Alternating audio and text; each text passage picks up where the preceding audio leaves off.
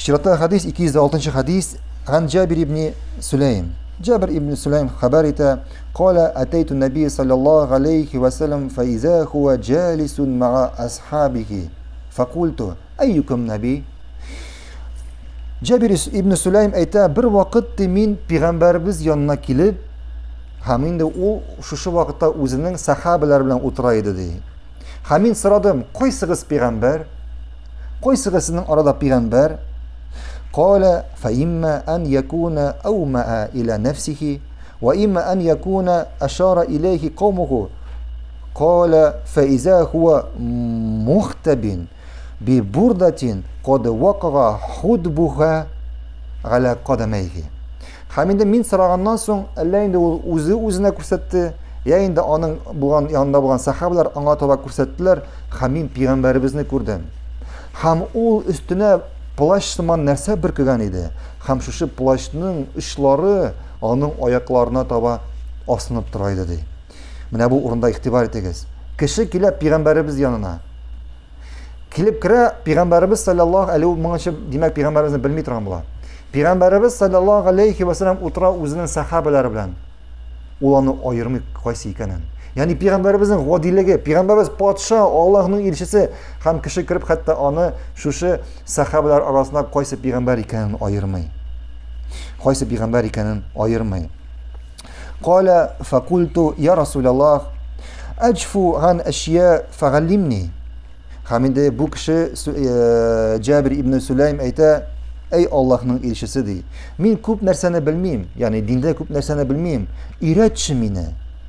Ham qala ittaqillaha azza va jalla. Ham shuna payg'ambarimiz sallallohu alayhi va sallam ayta, buyuk ham qudrat egasi bo'lgan Allohdan qo'rq.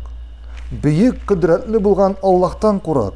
Va la tahqiranna minal mag'rufi shay'an walau an tufriga min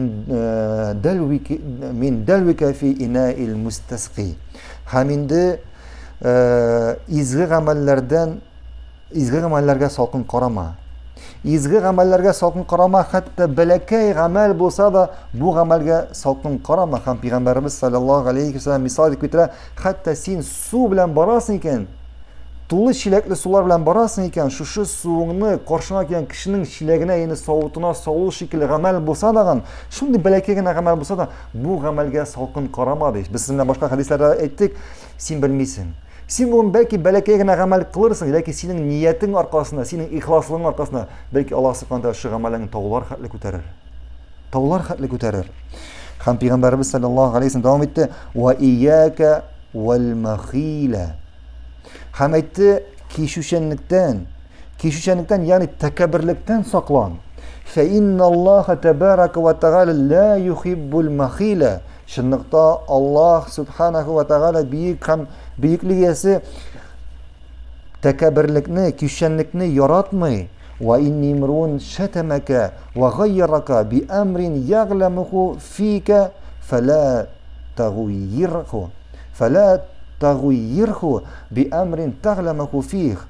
Agar seni biror kishi senda bo'lgan kimchiliklar uchun senga shilta yasay ekan, seni sugay ekan, sen uni anda bo'lgan kimchiliklar uchun uni sukma, ham anga shilta yasama. Fayakunu laka ajruhu va alayki ismuhu.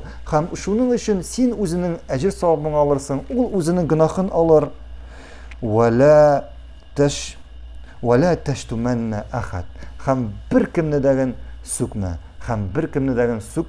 bir kimga da noshor so'zlar aytma. Davom etamiz.